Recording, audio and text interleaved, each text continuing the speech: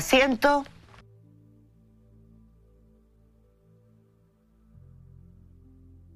Muchas gracias, Milton Juica, por aceptar estar en esta nueva emisión de Poder y Verdad. Y a ustedes, bienvenidos a esta emisión de Poder y Verdad. Yo creo que con uno de los hombres que más conoce el Poder Judicial por dentro, Milton Juica. Un hombre al que resistieron dejar llegar a la Suprema. Pero él nunca se victimizó. Raro en este país. Nunca dijo, ¿por qué no me dejan si yo tengo todas las condiciones? Y más que eso, no. Pero él sabía muy bien por qué no lo dejaban. Porque él jugó un rol estelar en el esclarecimiento de crímenes que conmovieron y estremecieron a este país, como el crimen de José Manuel Parada, Manuel Guerrero y Santiago Natino. Pero Milton Juica no es solamente eso, es mucho más. Es un hombre de justicia, 51 años al interior del Poder Judicial. De eso vamos a hablar hoy día. Bienvenido, Milton. Bueno, muchas gracias por la invitación, Mónica, y en realidad estaba un poco asustado de por qué me invitaban, porque yo estoy alejado del Poder Judicial varios años, ya 3 años. Pero evidentemente que siempre he estado dispuesto a conversar temas que a lo mejor yo puedo aportar algo para la comunidad o para la sociedad, ¿no? Vamos a tratar de dejar la modestia a un lado. Las explicaciones de que no, que yo me fui, que yo no sé, porque necesito que vayamos al meollo. Este jueves 25 de agosto, un reportaje de Daniel Matamala en CNN Chilevisión reveló nuevos antecedentes sobre la trastienda de la impunidad del financiamiento ilegal de la política. Reuniones secretas entre el fiscal nacional en el besamanos para ser elegido fiscal nacional, ¿no? En el Senado, reuniones secretas con Jorge Pizarro, el senador demócrata cristiano, con el senador demócrata cristiano Patricio Walker, con Hernán Larraín, en la oficina del abogado Sumelsu, de las que ya se sabía algo, pero de estas otras no se sabía. Y tanto Jorge Pizarro como Patricio Walker están involucrados en casos de financiamiento ilegal y fueron absueltos por la justicia. Esas reuniones secretas nunca se registraron en ley de lobby. Estas revelaciones confirman que para llegar a ser jefe del Ministerio Público es necesario pasar por una negociación o negociaciones bastante incestuosas, ¿no? Que llevan consigo pago de favores. ¿En qué papel, en qué lugar queda la justicia? Bueno, en realidad, a partir del momento en que en mi opinión, por supuesto, a partir del momento en que se institucionaliza la posibilidad de que una Cámara Política intervenga en la designación de los más altos cargos del país, partimos de la base de que esa institucionalidad se modifica en el sentido de que ya lo que juega más que la idoneidad personal del candidato es la condición política que pueda tener o que pueda servir a los intereses de los que lo van a elegir. Y eso pasa con el Ministerio Público, pasa con la Corte Suprema y en todos aquellos cargos en que tiene que intervenir el Senado. Así que no me extraña, naturalmente, de que en algún momento estas designaciones tengan ese carácter político o que permitan asegurar alguna ventaja política. Y eso, claro, es lo más nefasto que puede pasar en una sociedad. Pero no estamos hablando de ventaja política, señor Juica, estamos hablando de corrupción. Bueno, claro, pues ventaja política es igual a corrupción, o sea, si una persona tiene en mente una elección para sus fines políticos o fines personales, es corrupción. Por supuesto que es el inicio, el avance de la corrupción, y en Chile, por supuesto que se han dado casos notables de corrupción y los seguimos viendo permanentemente, en la que ya no nos sorprende. Pero la justicia no hace mucho, entonces quiero decirle que esto me llevó de inmediato a un fallo que lleva su firma. Pocos días antes de conocerse la decisión del Servicio de Impuestos Internos de cerrar la puerta a investigar penalmente a otras empresas que SQM, Penta, por el financiamiento ilegal de la política, La impunidad quedó reflejada en una decisión de la Corte Suprema, o sea, fue coincidente. Fecha, 28 de marzo del 2017. Corte Suprema ratificó el fallo de la Corte de Apelaciones de Coyhaique que sobreseyó al senador Patricio Walker, acusado de recibir pago para terceros de financiamiento ilegal de la Federación de Industrias Pesqueras del Sur, FIPES, el famoso caso financiamiento ilegal de las pesqueras. Fallo dividido, 3 a favor de absolver, 2 en contra. Y yo quiero decirle que yo no había visto en un voto de minoría que lleva su firma lo siguiente. El necesario corolario de lo planteado por los recorridos, los ministros de Coyhaique que sobreseyeron al senador Walker, no es otro que la impunidad. Y de ahí la extrema gravedad del error cometido. Impide al Ministerio Público investigar los hechos como le ordena la Constitución y la ley, bajo el expediente de aplicar el sobreseimiento que resultaba a todas luces inaceptable, apresurado e inoportuno en el momento procesal en que se decreta, bajo justificaciones equivocadas y carentes de todo sustento fáctico y jurídico. ¿Lo recuerda? Bueno, sí, claro. Recuerdo ese caso y algunos más que pasaron por el tema, naturalmente, del financiamiento ilegal de la política. En realidad, quizá ese es un capítulo también muy vergonzoso para la política en general, porque no solamente fueron esos casos, o sea, ya después se trascendió de que la gran mayoría, no todos, por supuesto, la gran mayoría del mundo parlamentario se financiaba de alguna manera irregular, en circunstancias de que había un estatuto constitucional y legal que establecía cuál era el límite que podía haber. Pero además utilizar el artificio de la factura falsa es más grave todavía. Entonces, personas que pretenden ser representantes de la ciudadanía que tengan ese nivel de corrupción me parecía a mí altamente vergonzoso. Y lo que yo planteaba era simplemente seguir investigando el asunto, ¿no? Bueno, pero en este juicio votaron, en este fallo, votaron a favor el ministro Lamberto Cisterna, cuyo debió haberse inhabilitado porque su hijo, el abogado Gonzalo Cisterna, es controlador del bufete Cisternas y Compañía, del que es socio el ex senador Alberto Espina, quien recibió 18,7 millones de inversiones Siemel del Grupo Angelini, y después se supo que recibió otros 100 millones de pesos de financiamiento ilegal de la política, este bufete.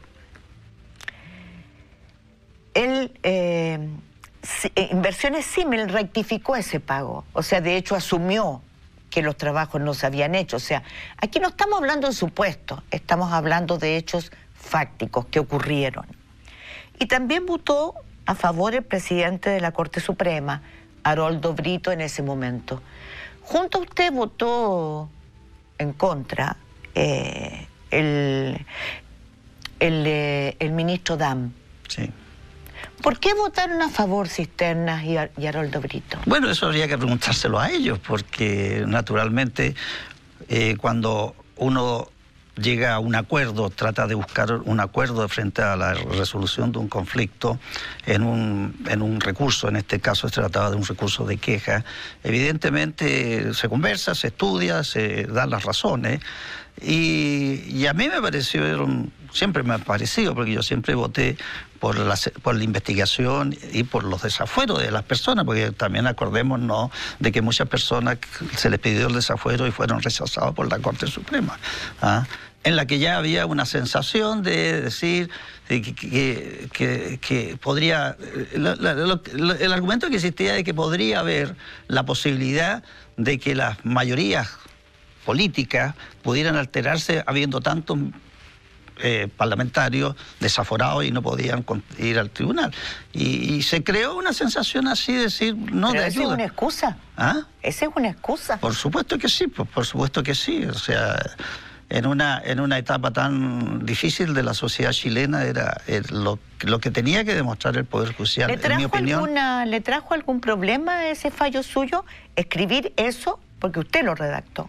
No, o sea, yo nunca he pensado en los factores adversos que me pueda provocar una opinión jurídica y que la estoy plasmando en un documento, que es una sentencia. En general, yo funcionaba muy conforme a mis convicciones y no había ningún factor externo que pudiera motivarme, cambiarme esa posición.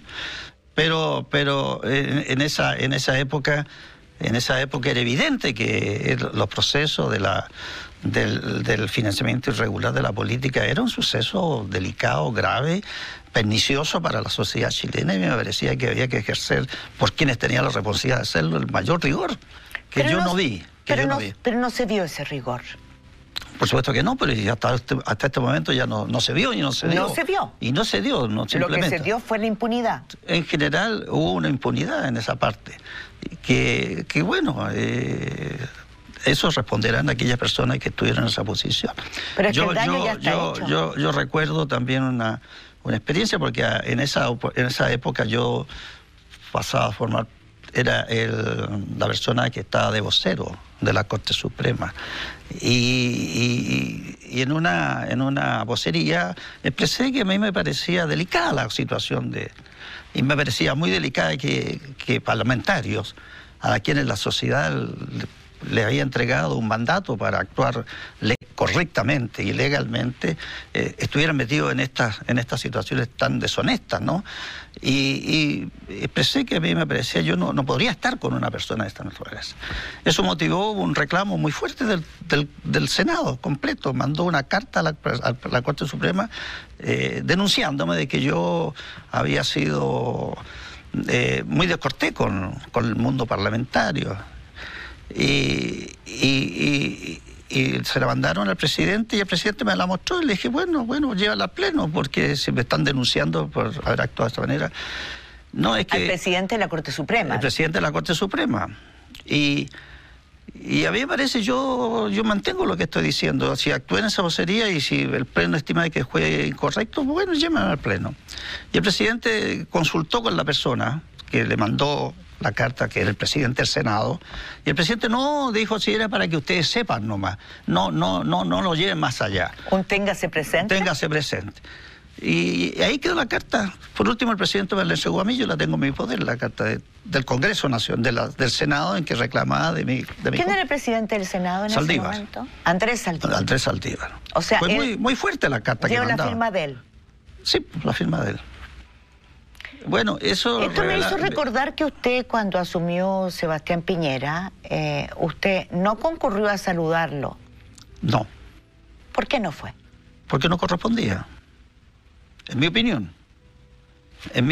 No correspondía porque cuando él... Usted era presidente, no había subido. Usted era presidente de la Corte Suprema, Sebastián Piñera no había asumido, había sido electo. Había sido electo y todavía no pasaba su elección por la resolución del Tribunal Electoral, el CHISEL, que ratifica. Que lo proclamaba como presidente de la República. Entonces, la secretaria me dice, ¿va a ir a saludar? ¿Le puedo pedir la audiencia para ir a saludar al presidente? ¿La secretaria suya? Sí, claro, porque había ocurrido en otra oportunidad, me dijo, que el presidente iba a saludarlo a la casa y ponerse la cola con todas las personas. Me pareció, yo le dije, no voy a ir porque no corresponde. Cuando él se instale como corresponde, protocolarmente en la Moneda, voy a ir a saludarlo porque ese es el protocolo y mientras tanto no voy a ir. Y eso le pareció muy mal al presidente, porque vino a hablar conmigo el ministro de Justicia de la época, a decirme que el presidente estaba molesto porque yo había dejado de cumplir una tradición republicana de ese saludo. ¿Ese ministro de Justicia era? No me acuerdo el nombre, pero lo tengo... Porque Hernán Larraín es el segundo. No, estaba hablando del Estamos hablando de la primera administración. Presidencia. Bulnes Serrano, que tenía muy buenas relaciones porque habíamos conversado previamente de qué podríamos actuar en materia de Poder Judicial, gobierno de esa época.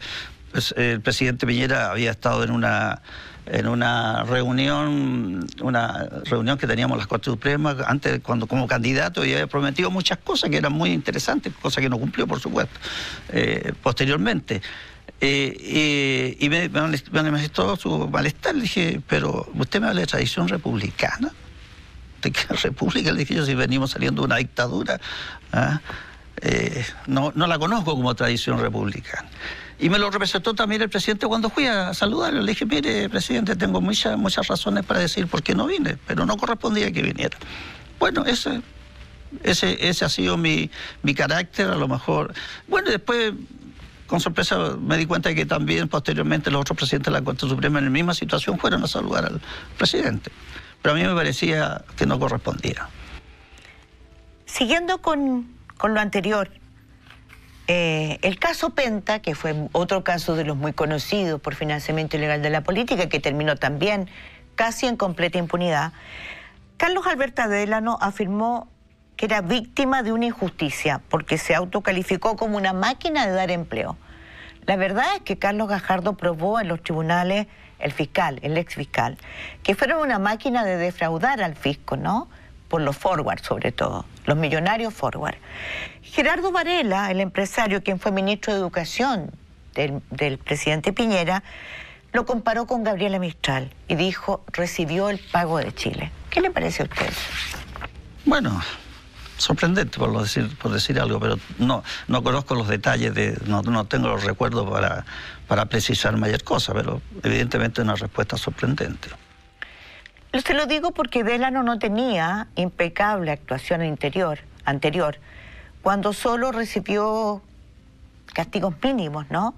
Porque resulta que la Corte Suprema acreditó en 2001 que, siendo dueño entonces del Banco de Chile, él y el Choclo Delano, con otros socios, usaron información privilegiada para hacer una millonaria inversión que les reportó una renta increíble, con información privilegiada. Como no era delito en ese momento, apenas pagaron multa. Entonces, cuando nuevamente ocurre el caso Penta, eso no cuenta.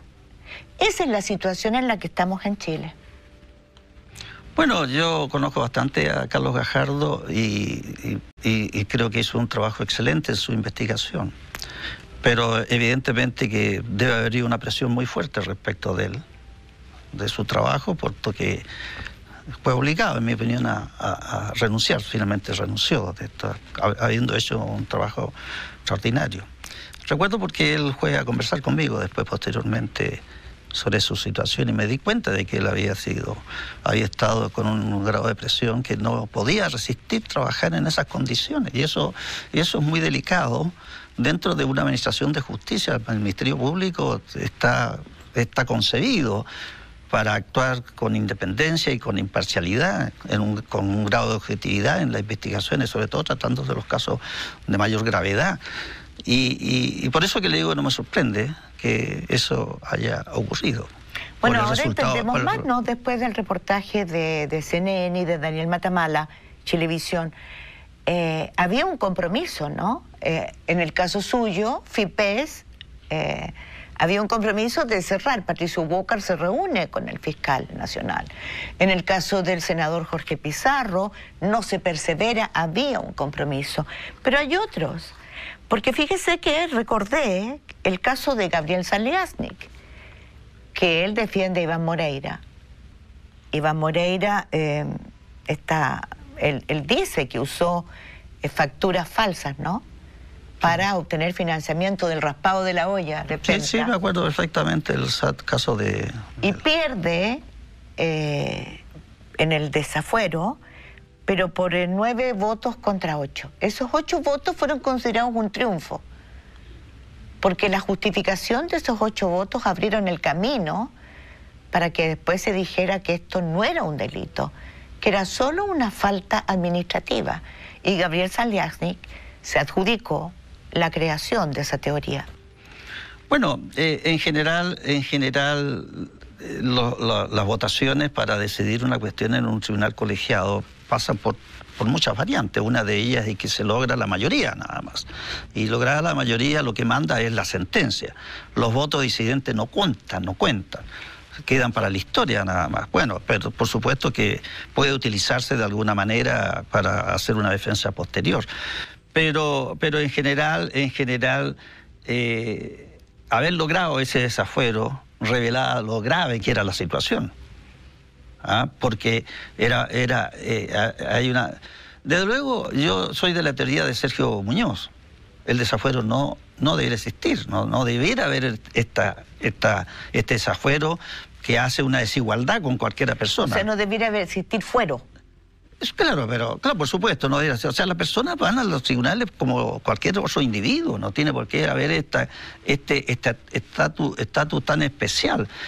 Porque se dan esas situaciones de votaciones, porque personas piensan de una manera distinta y que creen que es perjudicial, en general se ponen altruistas, señalando de que modificar quórum político, evitarla, es como una intromisión del Poder Judicial en la actividad legislativa, cosa que a mí me parece explicable, pero que yo no la acepto, porque para mí lo más importante es el establecimiento de la verdad en cualquier situación que permita hacer una investigación y definir en una sentencia como corresponde si esa persona es culpable o inocente, y no salir por secretaría como son los casos de desafuero. Y la tendencia, ese caso era, digamos, no te muevas. Ese debe haber sido por unanimidad en esa oportunidad, pero vea vea cómo fue el resultado. Estoy opinando porque es lo que yo sentí en esa época, pero era evidente que ya en situaciones un poco más difíciles, era evidente que era imposible lograr una mayoría para desaforar. Salliaxi dijo, aquí se inventó un delito para hacer desfilar y cuestionar a toda la clase política. Es verdad que era irregular esa forma de financiamiento, pero no es delito. Esta idea de las boletas ideológicamente falsas se derrumbó estrepitosamente. Y quienes la inventaron, Carlos Gajardo, Pablo Norambuena, prefirieron arrancar del Ministerio Público antes de enfrentar las consecuencias. Bueno, el Salliaxi defiende naturalmente a su cliente. Agregó, supieron leer el fallo de la Corte Suprema y vieron que las causas penales no tenían destino. No sé, no, yo creo que no. Yo creo que en realidad fue un acto de máxima honestidad que tuvo Gajardo de no estar en un servicio que no les daba ninguna seguridad. Pero estoy hablando de la Corte Suprema. Sí. Él dice, supieron leer el fallo de la Corte Suprema. Pero, ¿quiénes supieron leer lo imputado? Él dice Carlos Gajardo, pero la verdad es que le está diciendo la Corte Suprema puso las cosas en su lugar, ¿no? Bueno, en esa oportunidad fue un voto que acogió el desafuero. Estamos hablando de esa situación. Era evidente que la votación fue muy estrecha y podía variarse esa votación, podía variarse. Pero de eso sacar de que era un triunfo no hay ningún triunfo. Usted recordará puesto que finalmente en esa causa penal se llegó a un resultado punitivo, finalmente. Sí, pero se llegó a un acuerdo que significa que Moreira salió sin pena ni gloria, no pagó nada, y ahí sigue, ¿no? Sí. Y va a la reelección ahora. Bueno, eso lo analizará y juzgará la opinión pública cuando tenga que volver a votar por una persona de esa naturaleza. Señor Juica, la Constitución de Chile dice que las personas nacen libres e iguales en dignidad y derechos. Consagra la igualdad ante la ley, para decir que en Chile no hay persona ni grupo privilegiado. Usted me va a perdonar, pero en el Chile de hoy, después de ver cuál es el destino de los casos de Soquimich, Penta, colusión de papel, uso de información privilegiada, aquí hay un sector de la élite de este país que no va nunca a la cárcel. Pero si yo me robo un balón de gas, una gallina, sigo yendo a la cárcel. Sí, bueno, eso es... Y por varios años, eso es histórico, esa ¿Y con eso nos conformamos? O sea, algunos se conforman, yo no estoy conforme con eso, por supuesto. Yo tengo una posición siempre discrepante de evitar las desigualdades, ¿no? Simplemente la legislación penal es más rigurosa con ciertos delitos que respecto de otros. Pero en mi opinión muchas veces delitos muy graves como son los delitos de fraudación, ¿no? De corrupción, que está de ahí por medio funcionarios del Estado, evidentemente que esas penas deberían ser mayores todavía que aquel que se roba una gallina o un balón de gas, por supuesto que sí. Soquimich demostró, probó, debió probar 11,8 millones de dólares en trabajos que nunca se hicieron sin respaldo, o sea, en donaciones, aportes a cambio de bienes, porque sabemos la ley del royalty minero que salió de su computador. O sea, no hay ningún pago que no tenga en contra un servicio, una ley mal hecha como la ley de pesca, la ley del royalty. O sea, todo esto ha provocado no solamente un daño económico a la población, hay un daño peor que a la fe pública. Pero nada cambia, ni siquiera se conceptualiza este daño a la fe pública. O sea, se sigue hablando de financiamiento irregular cuando debiera ser financiamiento ilegal. Claro que es ilegal, pues desde luego que sí, porque si la ley fija un tope en el financiamiento, todo exceso sobre eso pasa a ser ilegal.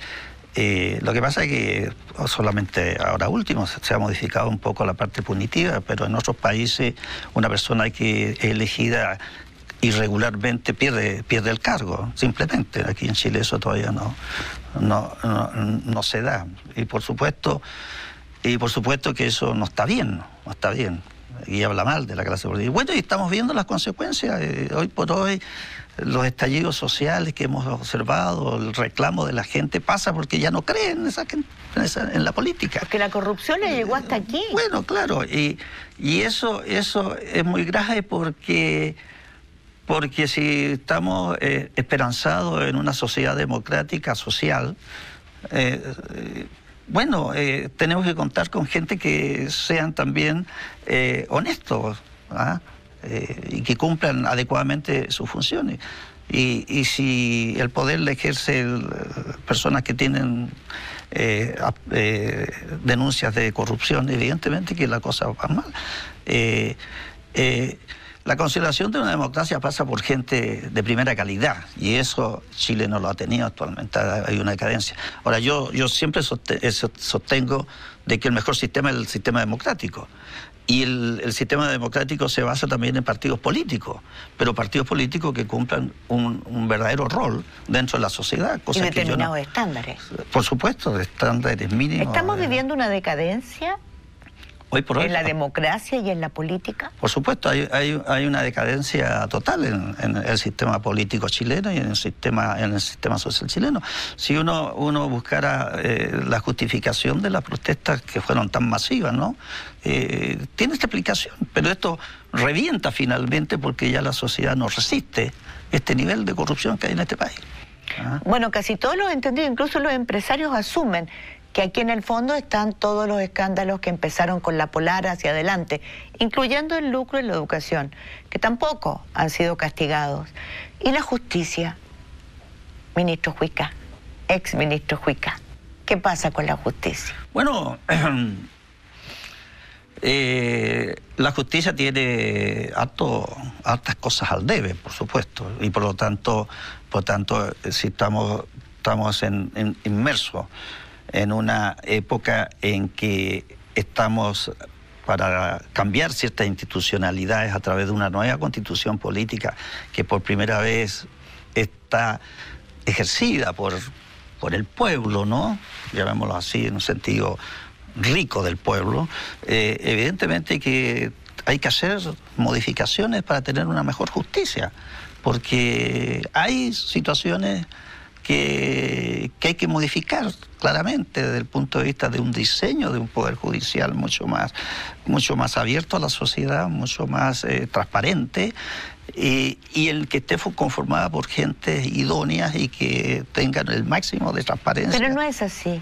En general no hay una percepción, pero claro, hay buenos jueces también. Yo diría que hay un grupo humano, sobre todo a partir de la época en que se establece un nuevo sistema de carrera judicial basado en el ingreso sobre una academia judicial externa, que cambia un poco y tenemos jueces jóvenes de muy buena calidad. Yo la esperanza que tengo de un poder judicial más fuerte, más potente, está basada precisamente en que estos jóvenes que ¿Pero llegaron. hay que cambiar el sistema del nombramiento de los ministros a través del Senado?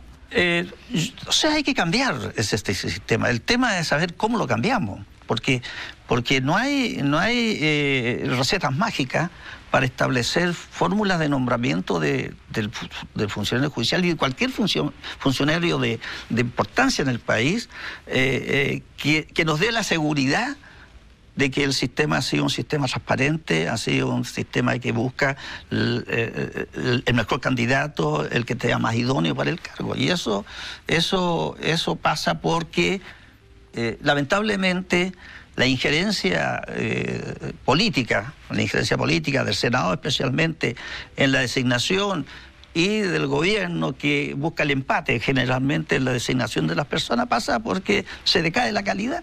Pero no son los mejores los que llegan finalmente. Pero disculpe, también busca la impunidad. Hemos visto la llegada de abogados externos que son los que han votado por rebajar, por ejemplo, en Soquimich, con la corrupción que hicieron, las multas de $60 millones a solo $3 millones.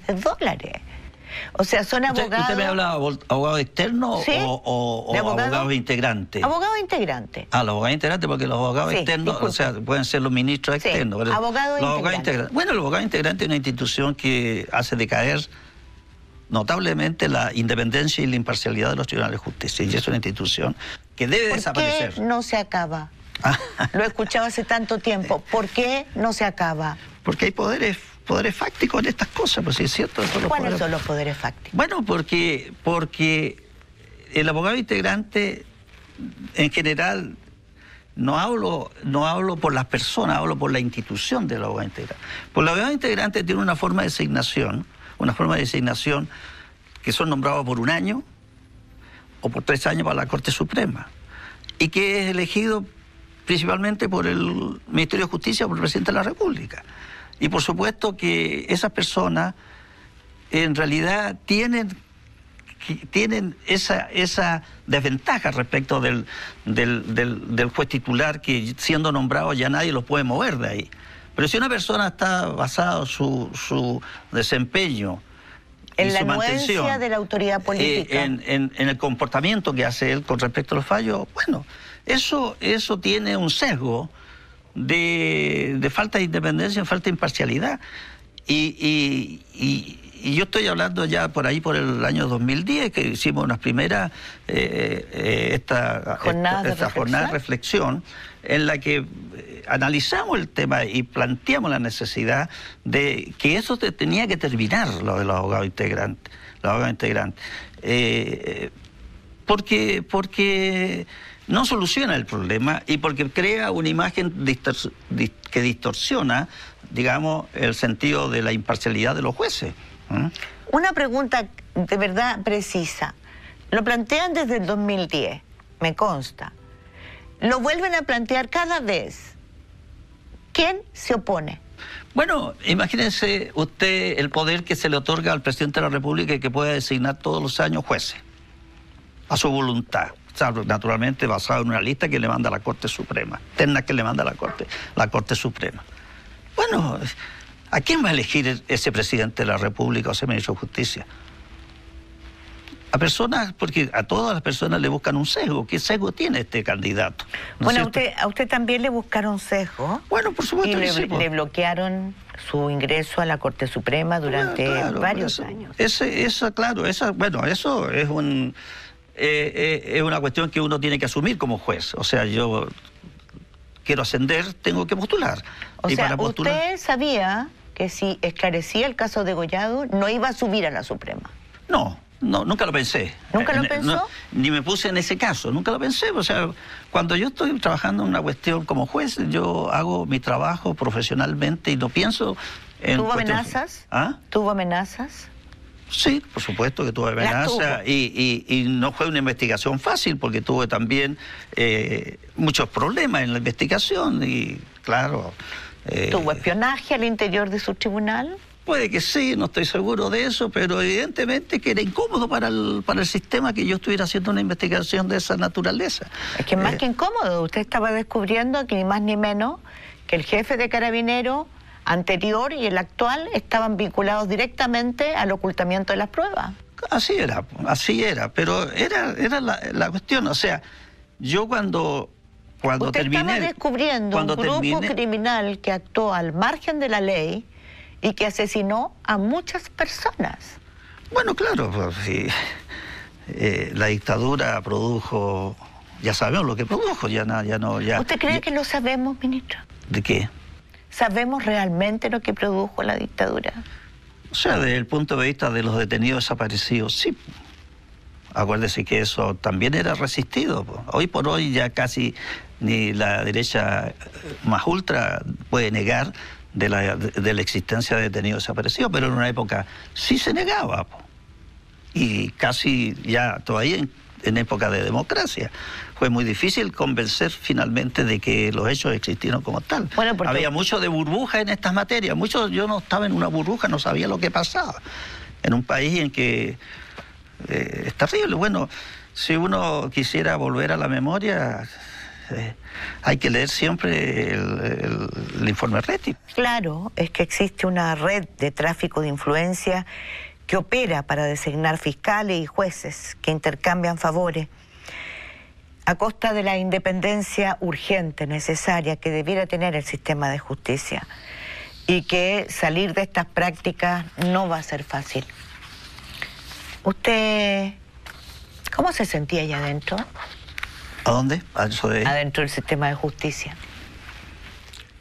En realidad, mi independencia no me permitía escudriñar, de sentirme mal. Yo me sentí bien siempre en el Poder Judicial, tengo que decirlo. Yo no tuve nunca un problema en el Poder Judicial.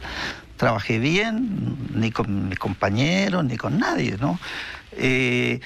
Pero hay algo que me aprecio. Yo he sido consecuente siempre en mis actividades profesionales. Siempre actué de la misma manera, nunca cambié.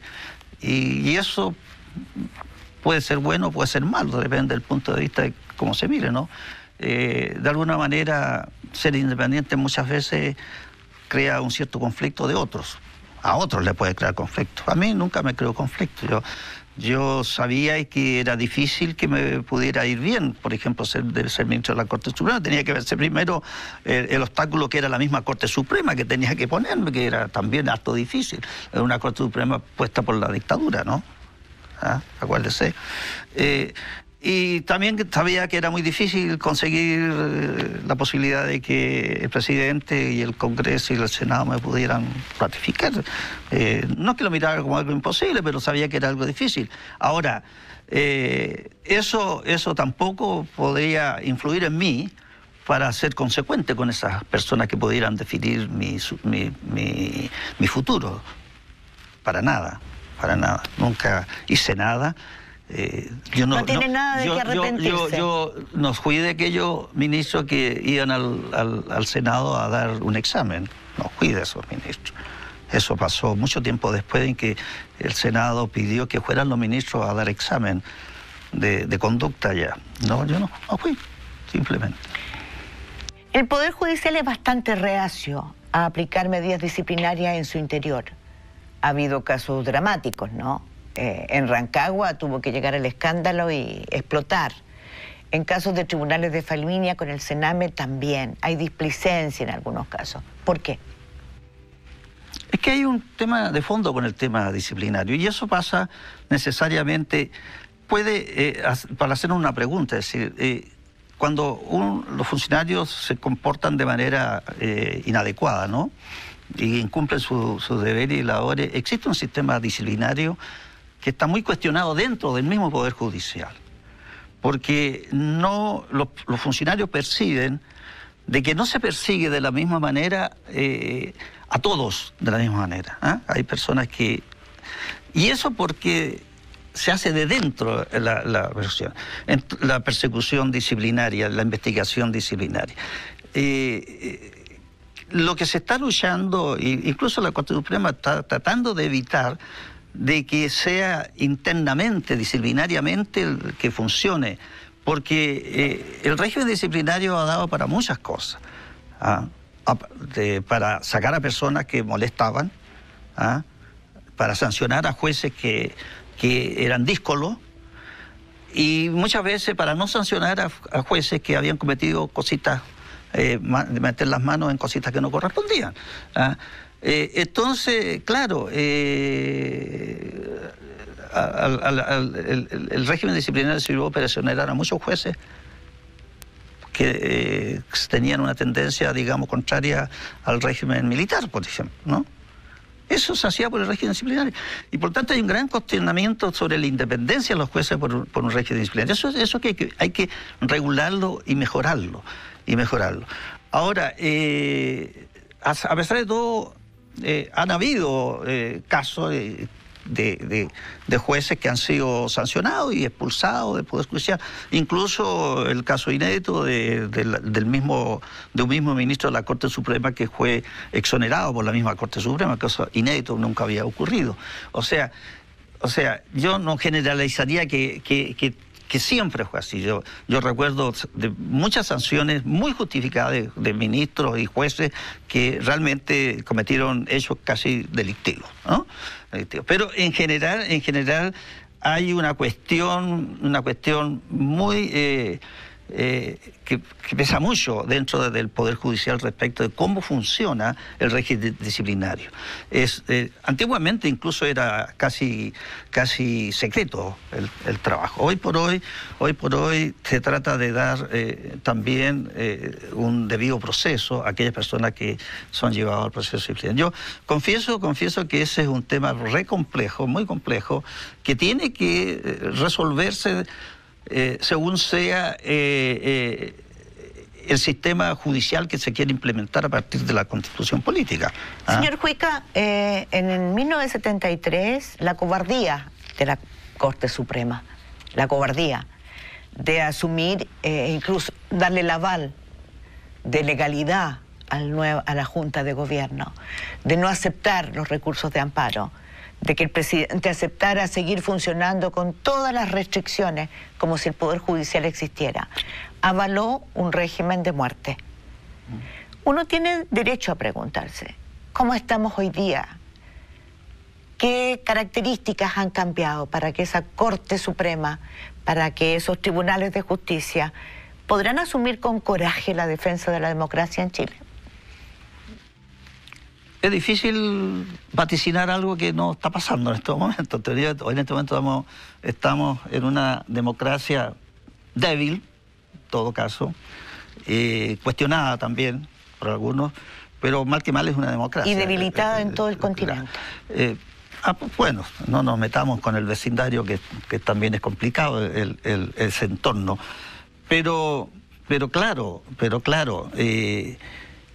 el Poder Judicial de alguna manera siempre fue condescendiente con los regímenes políticos, ¿no? Y si uno ve, digamos, la reacción que debería tener un Poder Judicial para reaccionar frente a los abusos del Estado, porque ese es el tema. Los poderes judiciales están para defender a las personas frente al abuso estatal. Así es. Si no sirve para eso, no sirve para nada el Poder Judicial. En el hecho eso pasó con la dictadura. O sea, el Poder Judicial, Corte Suprema, no fue capaz, ni tuvo los pantalones para reaccionar de ninguna manera. Pero además fue consecuente, porque además aceptó el sistema, porque en realidad tenía más miedo al régimen del presidente Allende que al sistema militar, que les daba una cierta garantía. Pero esto fue así. Señor Milton Juica, podríamos seguir hablando de eso, que es tan importante, porque la democracia, la fe en la justicia, la confianza de que haya justicia, es el que impide la violencia, cobrarse venganza por la mano, por ejemplo. Totalmente de acuerdo. Yo le agradezco que haya participado en esta emisión de Poder y Verdad en un tema tan gravitante. Y a ustedes, Muchas gracias por el interés que tienen en estar con nosotros, escuchando una conversación que tiene que ver con derechos humanos que ya no son los de antes. No se olvide, el derecho a la salud, el derecho a la vivienda, el derecho a la dignidad, el poder defenderse de los abusos e incluso el poder tener derecho, un derecho humano mínimo, a un pedacito de felicidad. Es lo que aspiramos todos. Y a eso quiere aportar esta emisión humildemente, Poder y Verdad. Muchas gracias y hasta la próxima emisión.